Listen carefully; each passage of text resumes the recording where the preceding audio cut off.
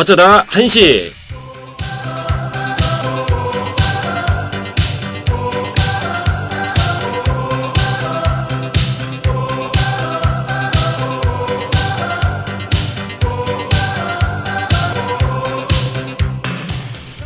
너무나 긴 연휴가 지나고 학교 적응 3일째인데 아직까지도 몸이 안 따라줍니다. 학우 여러분들은 괜찮으신가요? 이번 연휴는 휴일이라기보단 거의 가을방학 같은 느낌이었죠. 화요일에 등교를 하는데 뭔가 새롭게 개강한 느낌이 싹 들면서 그동안 배운 것들도 싹 초기화. 농담입니다. 자, 초기화까지는 아니고요. 그래도 수업을 듣는데 정말 힘들더라고요. 자, 적응 3일째 여러분은 어떠신지 궁금한데요. 연휴 후유증을 이기는 여러분의 방법 카카오톡 소문자 DKBS나 페이스북 메시지로 살짝 알려주세요. 특히 지금까지 식곤증이 몰려올 때 대처법이면 더욱 좋겠네요. 눈 떠보니 어쩌다 10월 중순 10월 12일 목요일 어쩌다 한시 출발합니다.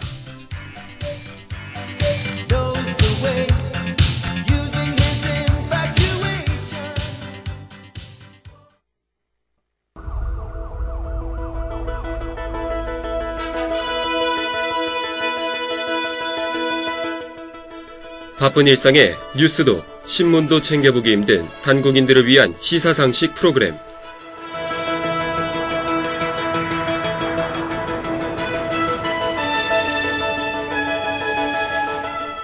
체크포인트.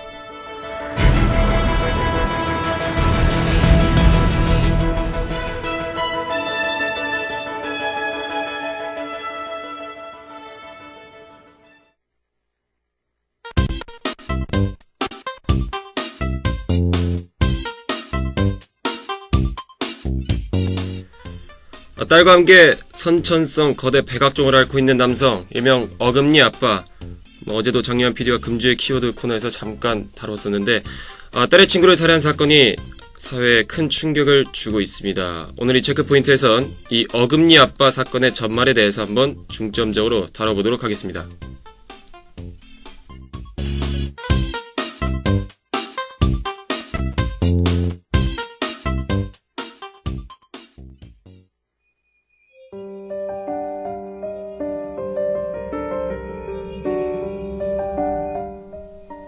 본명 이영학씨, 전세계 채 10명이 되지 않는 사람이 존재한다는 잇몸과 치아 뿌리에 백악질에 거대한 종양이 끝도 없이 자라는 희귀병, 거대 백악종을 앓고 있었습니다.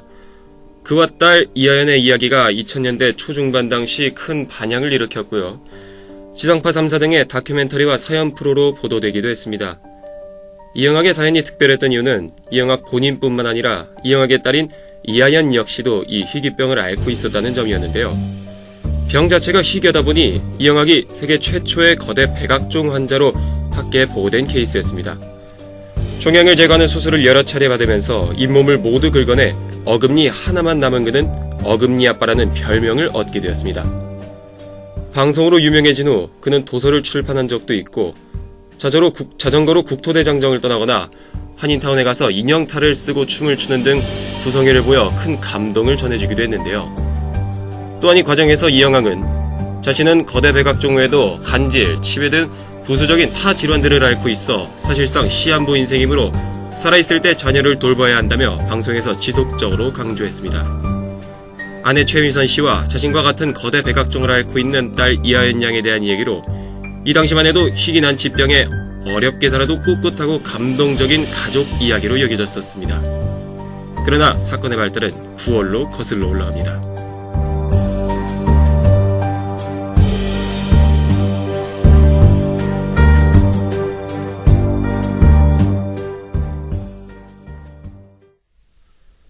지난 9월 30일 한 여자 중학생 가족의 실종 신고로 탐문 수사에 나섰던 경찰이 10월 5일 이모 씨를 서울 자택 인근에서 체포했습니다. 이후 실종된 학생은 강원도 영월의 한 야산에서 싸늘한 죽음으로 발견되었는데요. 이 사건이 충격적인 점은 미성년자, 그것도 그냥 미성년자도 아닌 딸에게 친절하게 대해준 딸의 친구를 살해한 사건이라는 점입니다. 그 외에도 불쌍하고 착한 희귀병 환자라는 가면 아래 감추고 있던 어금니 아빠의 추악한 본성이 만천하에 까발려졌기 때문인데요. 피해자는 이영학의 딸 이하연의 초등학교 동창생이었다고 하며 CCTV를 통해 파악된 바에 의하면 실종 신고가 들어오기 전 이하연과 함께 이하연 일가가 사는 빌라로 올라가는 장면이 목격되어 경찰이 실마리를 잡을 수 있었다고 합니다.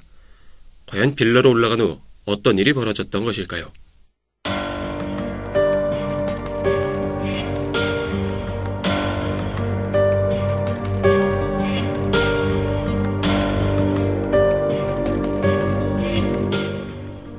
이하연과 함께 그의 집으로 올라간 피해자는 다시 나오지 않았습니다. 얼마 후 이영학이 검은색의 큰 트렁크 가방을 끌고 내려오는 것이 CCTV 화면에 잡혔죠. 여기서 이영학이 시신을 유기한 것이 계획 범죄임이 드러나게 됩니다. 이영학은 블랙박스를 차량에서 떼어낸 후 시속 200km로 강원도 영월로 가 인근 골짜기에 시신을 유기하였습니다. 이 과정에서 카센터에서 일하는 이영학의 지인이 이들의 도주를 도운 것으로 알려져 현재 경찰이 그를 쫓고 있는 상황인데요. 거기다 이후의 행각은 더 엽기적입니다. 동정심에 호소하여 일명 언론 플레이를 하기 위함이었는지 그는 자신이 운영하는 홈페이지에 죽은 아내가 그리워 동해안에 간다는 글을 올리고 딸 이하연과 찍은 사진을 올려 알리바이를 만들려고 했습니다. 경찰 측의 입장에 따르면 이 당시 차 안에서 범행을 부인하는 유튜브 동영상을 찍어 포스팅을 해놓는 치밀함도 보였습니다. 동영상에서 이영학은 자신이 피해자를 살인한 것이 아니고 자신이 최근 자살 충동을 느껴 자살을 시도를 위해 영양제에다 약을 섞어 놓았는데 집에 놀러온 피해자가 그걸 집어먹고 사망하여 어쩔 수 없이 시신을 유기했다고 주장합니다. 그러나 1차 부검 결과 피해자는 끈과 같은 물건에 의해 목이 졸려 사망한 것으로 이영학의 진술은 거짓임이 밝혀졌는데요. 이후 이영학 부녀는 좁혀오는 수사망에 수면제를 복용하여 자살을 시도하고 이후 경찰이 이들을 발견합니다. 그러나 이들이 검거된 이후 이영학이 운영하던 홈페이지에 또 하나의 글이 올라오게 되는데요. 이는 자살하기 직전 딸에게 남기는 이영학의 유서였습니다. 그러나 당시 경찰에 이미 검거된 이영학이 이를 올릴 수 있을 리가 만무했고 이는 역시 이영학의 형이 한 짓임이 밝혀졌습니다. 상식적으로 동생의 유서를 형이 공개 웹사이트에 올리는 일은 말이 안 되므로 알리바이를 조작을 위해 형이 협조한 것으로 추정되는 상황인데요. 이러한 여러 정황으로 보면 이영학은 나는 그 시간에 자살을 하고 있었다는 알리바이를 만들어 범행을 부인하려 했음을 알 수 있습니다. 하지만 안타깝다고 해야 하나요? 목숨에는 지장이 없었기에 이영학은 곧 의식이 돌아왔으며 결국 시신의 유기 장소를 경찰에게 털어놔 비로소 피해자의 시신이 발견될 수 있었습니다.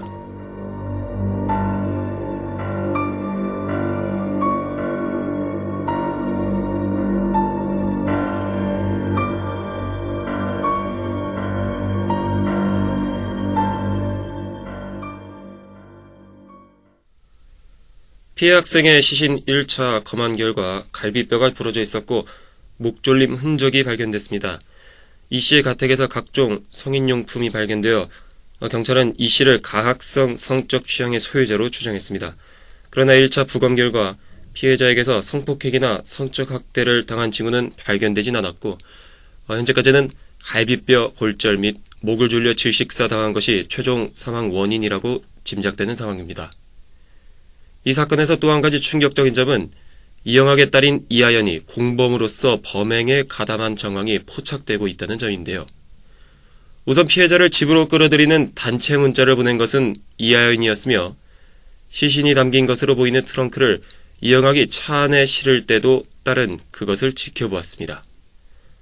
또한 어머니의 영정사진을 끌어안고 조수석에 타는 영상이 입수되었는데 당연히 어머니를 추모하려고 동해안에 간다는 알리바이를 위한 행동들이었죠. 사건의 진실이 밝혀지면 밝혀질수록 첩첩산중이라는 말이 생각납니다. 여중생이 사망의 한 달 전 그 아내인 최미선이 자살했다는 사실이 알려졌습니다. 오랜 기간 동안 이영학과 이영학의 의붓아버지, 즉 최미선 씨의 시아버지가 최 씨를 성적으로 학대했다는 정황까지 드러났습니다. 더군다나 기가 막힌 건 사건이 일어나기 전 이영학이 유튜브에 계정을 파서는 아내를 추모한다는 노래를 불러대는 동영상을 올렸는데요. 한눈에 보기에도 제정신이라고 믿기 어려운 상태를 보여주고 있습니다. 게다가 울 아내라는 동영상에서는 아내의 사진 옆에서 섬뜩하게 웃고 있는 이영학의 모습이 발견되기도 했습니다. 후속 보도에 따르면 이영학의 아내는 시아버지에게 오랜 기간 성폭행을 당했다며 시아버지를 고소한 적이 있었고, 이 소식을 접한 이영학은 증거물이 확실히 없으니 시아버지와 또 성관계를 가져 증거를 가져오라는 차마 제정신으로 입에 담지 못할 언행 등을 했습니다. 이로 인해 아내와 심한 다툼 후 아내가 자살했다는 사실이 밝혀졌습니다. 이 가족 중에서 유일한 정상인은 아내인 최미선뿐이었다는 사실, 그리고 경찰에서 사건을 조사하는 도중 이영학이 아내를 성매매시킨 정황이 발견된 점 등 이 집안 자체가 일반 사람들은 상상하기 어려운 일들이 터지고 있었다는 정황이 계속 드러나고 있습니다. 따라서 현재 해당 살인사건과 함께 이보다 한 달 전에 일어난 용의자의 아내의 자살 또한 단순 자살 방조에서 타살까지 범위를 넓혀 수사하고 있는 상황입니다. 노래 한 곡 듣고 이어가겠습니다. 전승찬의 체크포인트.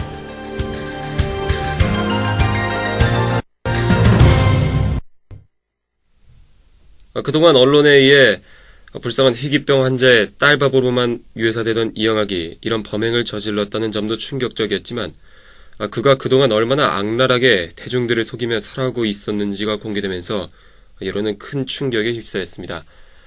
우선 경찰청에 출두한 이영학의 모습만 봐도 그는 온몸을 문신으로 도배한 상태였고, 스스로를 36년산 양아치 오빠라고 칭하며 SNS에 상반신 사진을 찍어 올린 적도 있었습니다.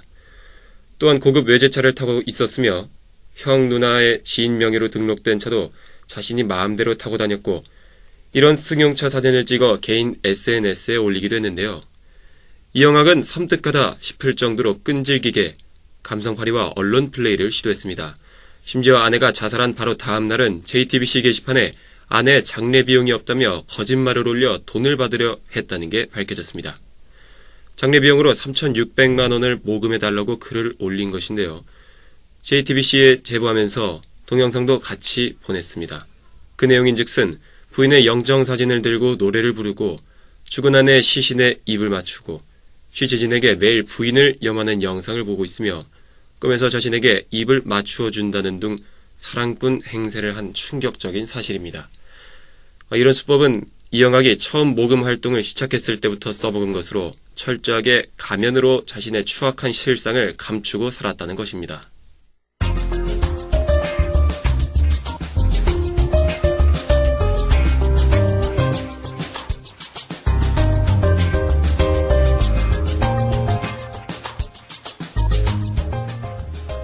경찰 조사가 이어지면서 이영학이 학창시절이던 10대 후반부터 2017년까지 무려 전과 18범이었다는 사실이 추가로 드러나 이 가족들을 응원하고 실제로 후원금까지 냈던 사람들에게 또한 충격을 주고 있습니다. 간질과 치매임을 그토록 강조했는데 그동안의 범죄로 전과 18범의 모든 사람들을 10여 년 넘게 속인 사기극이었던 것이죠. 이영학은 대담하다고 밖엔 말할 수 없을 정도로 대놓고 자신의 처지를 어필하며 후원금을 모았는데, 당장 인터넷에 그들의 이름을 쳐봐도 자신들의 급박하고 비극적인 처지를 강조하거나 다큐멘터리 등의 미디어 매체에 출연할 시에도 철저히 빈곤층 행세를 해왔습니다. 현재 이하연의 증언에 따르면 이영학은 피해자 여중생을 특정하여 집으로 데리고 오라고 했는데 그 이유가 바로 해당 여중생이 부인이 아끼던 친구였기 때문이라고 합니다. 아직까지 자세한 동기가 드러나진 않았지만 범행 하루 전 딸 이하연에게 친구에게 수면제가 든 음료수를 먹이라고 지시하는 등 철저하게 범행을 계획하였던 것도 밝혀졌습니다. 어제 날짜의 뉴스 보도에 따르면 이영학은 한때 강남에서 1인 퇴폐 안마방을 운영하고 홍보하기까지 했다고 합니다. 가면 갈수록 파헤쳐지는 실상이 참담해지고 있는 상황입니다.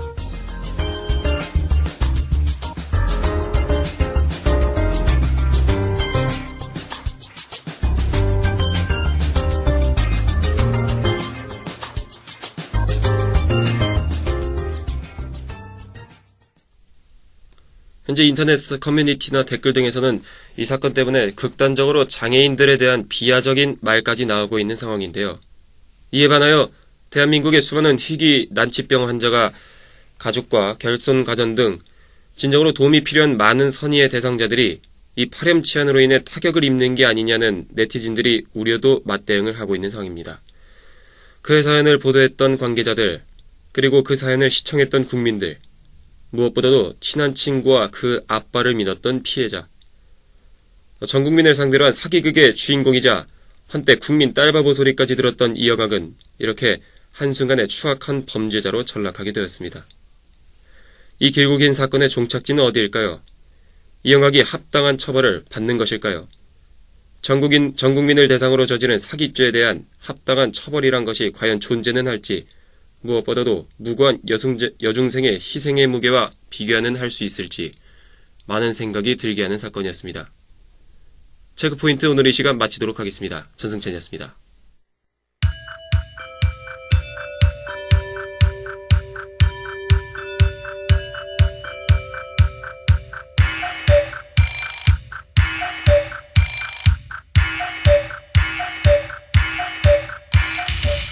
수요일 저녁과 목요일 낮에 하고 여러분들과 함께하고 있는 방송 체크포인트, 아주 오랜만에 들으니 어떠셨나요?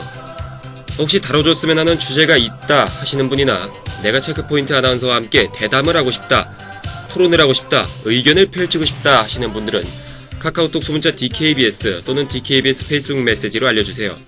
게스트에 선정되면 소정의 상품도 드리고 있으니까요. 많은 참여 부탁드립니다. 다음 주부터는 본격적인 시험 기간이 시작되죠? 그래서 저희 체크포인트도 잠깐의 휴식기를 갖고 중간고사가 끝날 즈음 다시 찾아오도록 하겠습니다. 그동안 재충전의 시간, 저희도 여러분들도 꼭 갖길 바라겠습니다. 자, 오늘 저녁에는요, 알짜배기 소식만 잔뜩 모아놓은 프로그램이죠. 알려주겠다니 준비되어 있습니다. 공연이나 전시회 소식부터 교내 각종 학사정보와 행사들까지 귀로 듣는 학교 포털 저녁 6시 꼭 기억해 주시길 바라면서 어쩌다 한시에 저는 전승찬이었습니다.